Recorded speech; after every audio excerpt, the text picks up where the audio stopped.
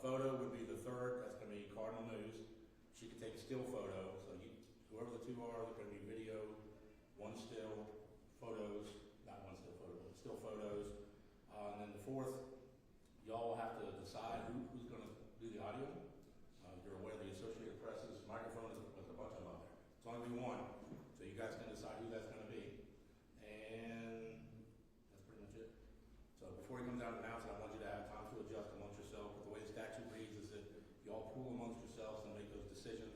But only two cameras, one still photo, and the audio is amongst y'all to decide. So you got a couple minutes to make your mind up. Sure. Thank you all for being here.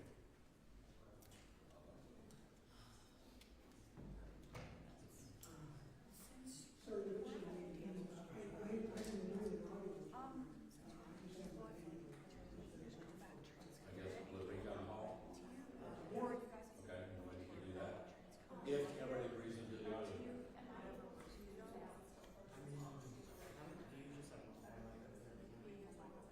You can certainly defer to him if you want. I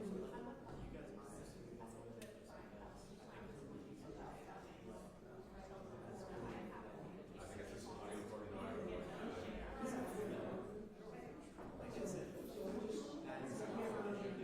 That's just my suggestion. I'm not doing this.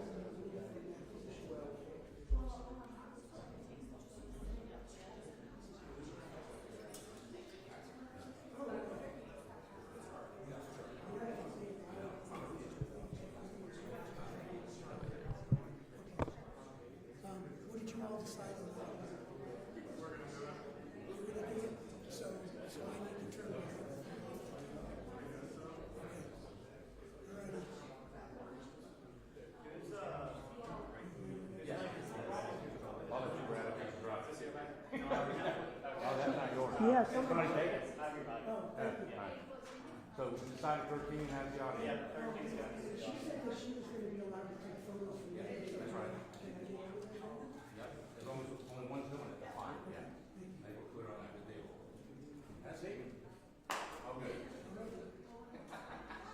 you're doing audio? No, SCT is going to do all of it.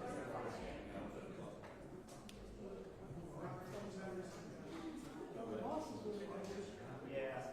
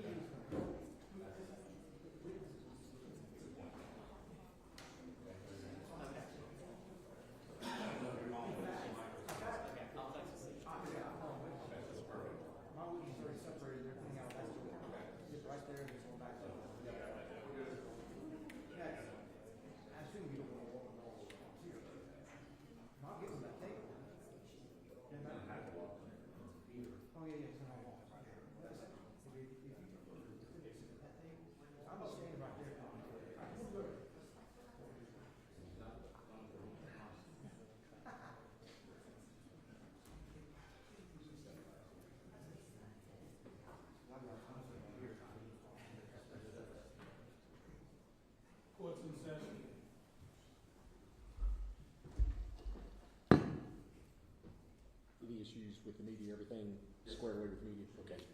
And folks, I guess before we get started, I appreciate everybody's understanding as it relates to the media. I didn't write the statute, but the statute has its own prohibitions and matters that are in place regarding the number. That is to preserve the integrity and not to have it such an intimidating factor. Are we ready? Commonwealth ready? Bring out Mr. Buck-Hayes, please.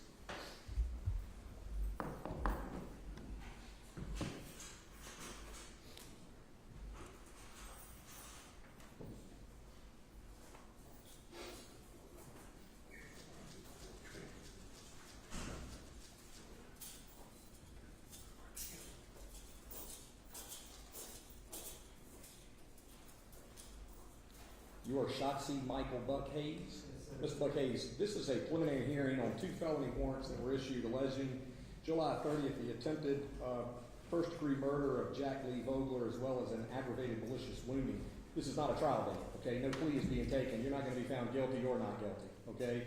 In some preliminary matters that were discussed between your attorney and the Commonwealth's attorney, there was a motion that was filed, I believe, on Friday, perhaps, or maybe even received this morning regarding a psychological evaluation. It's my understanding from counsel that that matter will essentially be preserved, and that if it needs to be considered, if this matter is certified, that it would be considered in the Danville Circuit Court. You understand? Have a seat. Anybody who may offer testimony, please stand, come forward, raise your... Already separated? They'll need to be sworn in All right. one at a time. Okay. Is Commonwealth ready? Yes. Call your first witness. Stephen Seipel. Sequel?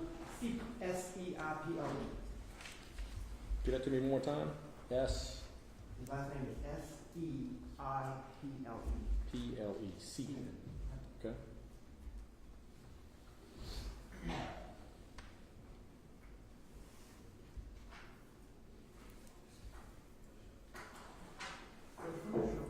Sure. Mr. Seipel, please stand right there and raise your right hand. Do you swear affirming the evidence that you provide during the course of this hearing will be true under penalty of perjury and law? I do. Please have a seat right there. You're going to answer questions first from the Commonwealth and then from defense counsel. Good morning, Mr. Seipel. I'll be asking you questions. If you speak loud enough for me here, that's why I'm standing here, the court can hear you, okay? Mr. Seipel, I'm turning your attention back July 30th of this year, 2025. Were you at work that morning? I was. Where's work? Showcase Magazine at 753 Main Street. That's here in the city of Danville, is that correct? Correct. Okay. Do you know Jack Lee Vogler? I do. How did you know Mr. Vogler? I've worked with Lee for probably about 12 years now. Was he there at work on that morning then? Was. Okay.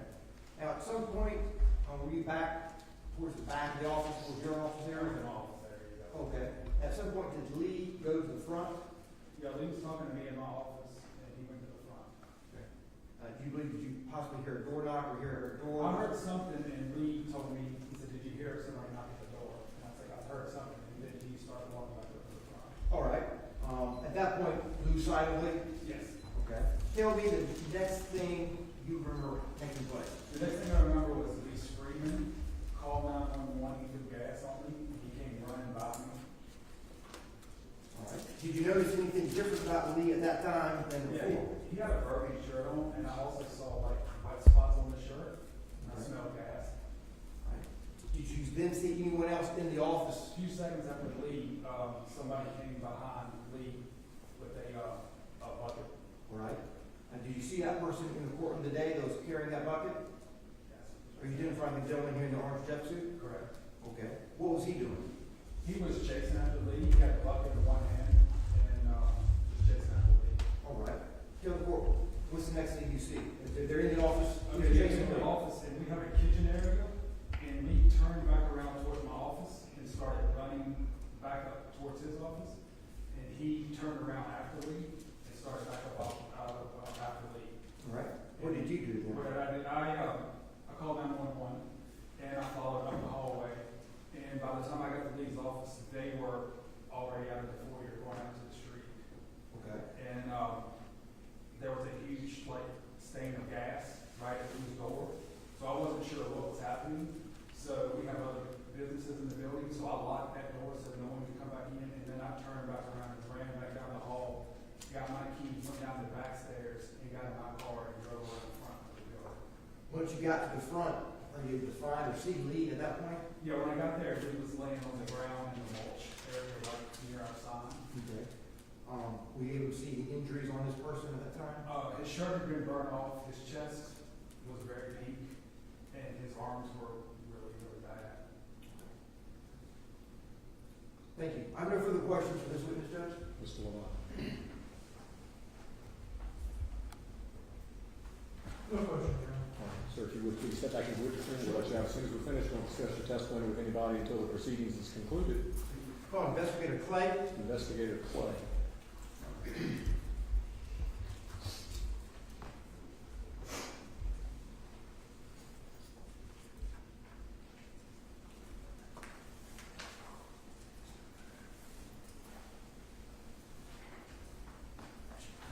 Raise your hand. You swear affirming the evidence that you provide during the course of this hearing will be true under penalty of perjury or law? I did. Please have a seat. Good morning, sir. You're Sergeant Clay, Danville Police Department. Yes, sir, I am. Sergeant Clay, let me draw your attention on about July 30th of this year. Were you one of the detectives assigned in handling the case that took place there on on Main Street down with Mr. Lee Vogler? Yes, sir, I was. At some point, did you have an opportunity to take a statement from the defendant, Mr. Buck-Hayes? I did. That's the gentleman here in the courtroom today. He is, he's right there. All right. Mirandize him. I did. After Mirandizing him, what, if anything, did he state as relates to his contact with Lee Vogler that day?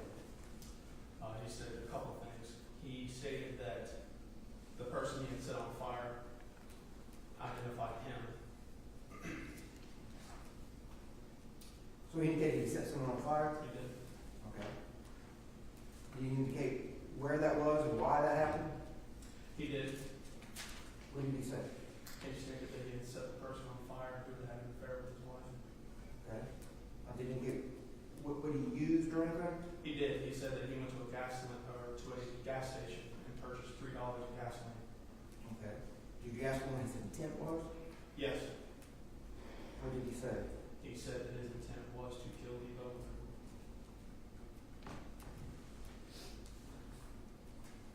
Did he indicate what he used in reference to in addition to the gasoline, to light Mr. Vogler? He did. What was that? A lighter. And the gentleman that gave you that statement, that's the same as Mr. Buck-Hayes, the gentleman here in court today. He is sitting right there. I have no further questions for this witness. Mr. Levine. Sergeant, you stated he had said, person he said on fire identified him. Can you explain that a little bit more? So what exactly did Mr. Buck-Hayes say? Like word for word, I feel like the words were jumbled there. He stated the person he said on fire identified him, or you are saying that? Right, so while questioning him and asking him questions, when questioning him, he stated that his wife had had an affair with the person he had set on fire.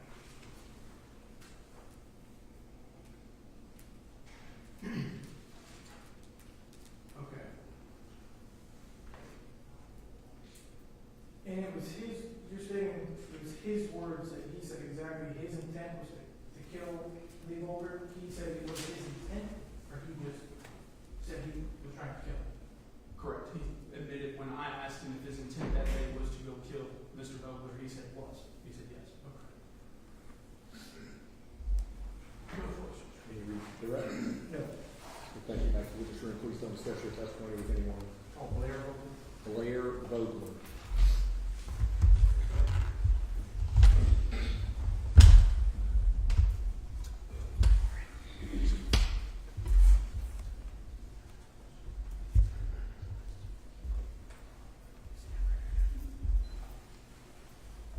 Ms. Vogler, if you would please stand and raise your right hand right there, please. You swear affirming the evidence that you provide during the course of this hearing today will be true under penalty of perjury and law? Please have a seat and answer questions first from the Commonwealth and then from defense counsel. Good morning. You're Blair Vogler, wife to Lee Vogler, correct? Now, Blair, turning your attention back to July 30th, 2025. Since that time, have you told the board what type of injuries has your husband suffered? So he has 60% of his total body surface area in second-degree burns. In order to correct those burns, they had to take an additional 35% of his skin to cover those burns. So at one point it was 95% of them, which led to infections. He's been in shock, burn shock, septic shock. He had a grade 3 inhalation injury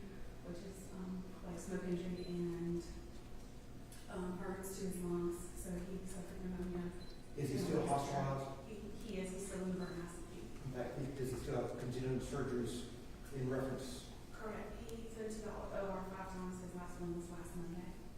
and they're still expected to do more as relates to trying to get skin. They're not sure, correct? No. They're not sure. They're hoping this last one takes. Okay, all right. Thank you. I have no further questions for this witness. No question, Your Honor. Ms. Vogler, thank you. Please step back in the witness room and discuss your testimony knowing until the proceeding is concluded. If that's all for the purposes of preliminary hearing, Judge. All right, comment for us, any evidence that you want to put forward? No, Your Honor. Any argument regarding the matters as the evidence that's been submitted? Not at this time, Your Honor. All right, there's sufficient calls given the standard that is applicable. The matters will be certified to the next term of the Danville grand jury. Mr. Buck-Hayes has indicated this is not a determination of guilt or innocence, this is a determination of probable cause. You'll get signed, your next date, if you have one, will be in the Danville Circuit Court. You'll sign for a return date that will be in the Danville Circuit Court, not back here. Probable cause has been established, the two charges will be certified. Okay, right through there.